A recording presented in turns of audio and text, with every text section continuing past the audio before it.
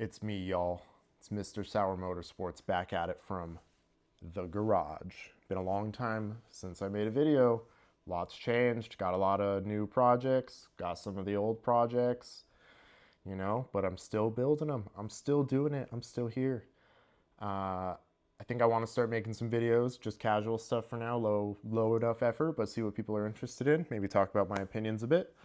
Today, I want to talk a little bit about why I think DIY is important and how you can get started on your DIY backyard mechanic masterpiece journey, and a little bit about my own, right? So, first off, controversial opinion. Let's get this started spicy. I don't think people should be thinking about building cars or getting into DIY or heavily customizing their cars if the cars are financed. If you don't have a place to work on them, doesn't mean you need to have a shop, but at least a comfortable place, safe place to work on it where you can do stuff without being, kicked out. You got to have disposable income because ultimately this should be a hobby where you're not sacrificing your quality of life and such for it. And I've done that, and I know that's an affliction that many of us have in the hobby, but I feel like I need to share that because it's something that when I was a younger guy, I really chased the hobby and putting a lot of money into various projects and cars, and that could have set me up more comfortably to enjoy the hobby more now and not have burned through projects I wasn't intending to keep forever anyways. So all that to be said, DIY, right? Let's assume you got a place to work. Let's assume you're in the right headspace and you're not chasing clout. You're not chasing some image of who you think you are or want to be, but you're chasing a passion. You love cars and you want to learn more about them and the art and the craft of building them. I think you want to learn, and I think you should get started as early as possible because it's been so good for me in my life.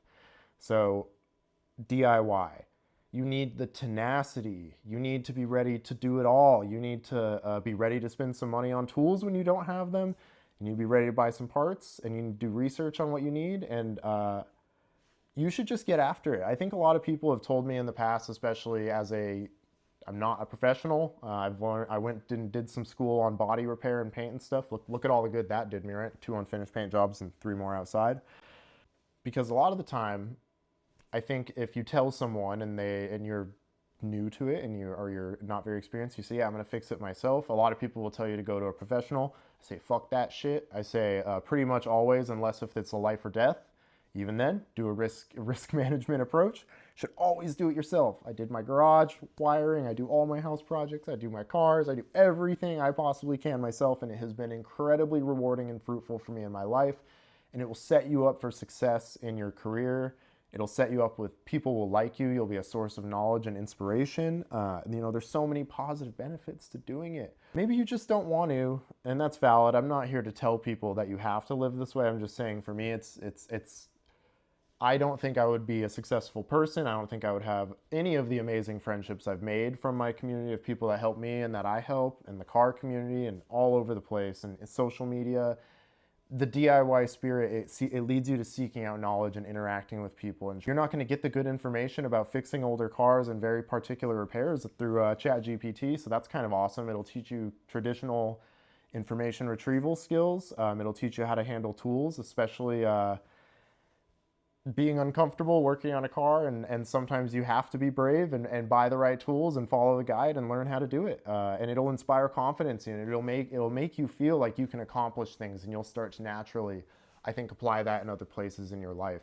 Because the more success you build up from taking on responsible repairs and engaging with the hobby and doing this to your capacity, the further you're going to push your limits, and the more confident and developed of a person you're going to be, the more interesting you're going to be.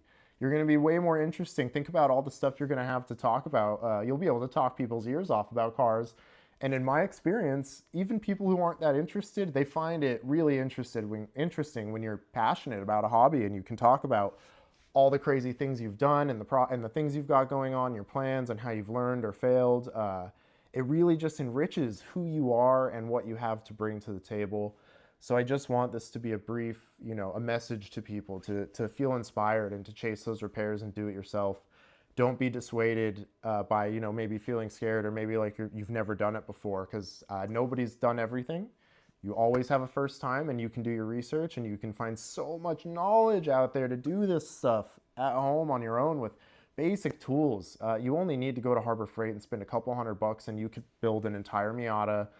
You could build any JDM or Japanese car, get the other, you know, whatever it is, SAE, weird measurement if you want to build American and stuff. But it's not that hard if you have a place and some funds. The hobby is inviting and it's ready, and you can learn so many things. You can learn body work, paint, building engines. You can learn repair skills. You can learn fabrication, interior, customization, modeling things to build your own parts. There's so much that you get to do. I've been doing it since I could drive. I fell in love with cars, and I find every day, even though this is not my professional career at all, this is the most engaging thing in my life for a hobby. And there's so much to do. There's so much out there to learn, to try. I want to tune cars. I want to build stuff. I want to build custom cars. I want to fabricate. And you can feel that inspiration yourself by just starting your DIY journey. And don't be scared, you know, start with oil changes, start with some mods, maybe sell that boring daily and get something in an equivalent comparable bracket, but something you can mod, and start looking for some used parts. And we are here to help you. We are a community. The car community is here to help you. And if you find the right people, you will build friendships that will last a lifetime, and cars that will last as long as you want them. For me, hopefully a lifetime. I want to keep them forever. I hate selling my cars, but you know, let's see where the road leads you. So DIY, it's a philosophy. Apply it to your cars. Let it expand. Be responsible and safe, but don't be scared, and try to get out there and learn and challenge yourself and inspire other people. And let me know if you want to see more videos from me, if you want to talk about cars, if you want me to shut up, if you want to, you know, anything else. If you want to see what I've been up to, check out Sauer Motorsports on Instagram. That's where all my updates are. Check out the projects. Got the square body Chevy. I got the Honda Fit. I got the IS300 manual wagon.